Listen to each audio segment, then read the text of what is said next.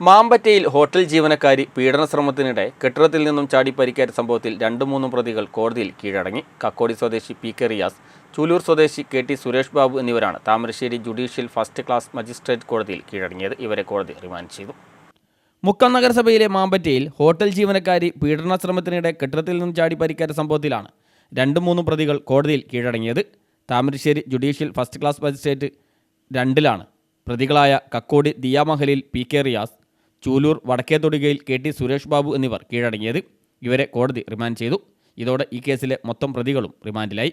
2-3 പ്രതികൾക്കായി police അന്വേഷണം നടത്തി വരുന്നതിനിടെ പോലീസിൻ്റെ കണ്ണുവെട്ടിച്ച് കോടതിയിലെത്തി കീഴടങ്ങുകയായിരുന്നു. കേസിലെ 1-ാം പ്രതി മുക്കം മാമ്പറ്റ ഉൽപ്പിങ്ങലിൽ ദേവദാസിനെ കോടതി കഴിഞ്ഞ ദിവസം റിമാൻഡ് ചെയ്തിരുന്നു.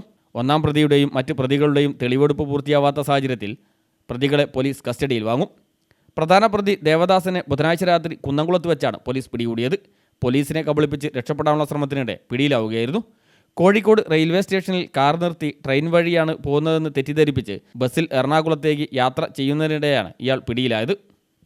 വാടകയ്ക്ക് താമസിച്ചിരുന്ന വീടിൻ്റെ സമീപത്തുള്ള സ്വകാര്യ ഹോട്ടലിലെ ജീവനക്കാരിയായ യുവതി കഴിഞ്ഞ ശനിയാഴ്ച രാത്രിയാണ് കെട്ടിടത്തിൽ നിന്നും ചാടിയത്. ഹോട്ടലുടമയും മറ്റ് 2 പേരും രാത്രി താൻ താമസിക്കുന്ന വീട്ടിലെത്തി ഉപദ്രവിക്കാൻ ശ്രമിച്ചതായി യുവതി മൊഴി നൽകിയിരുന്നു. Fasal Babu, news bureau, Mukkam.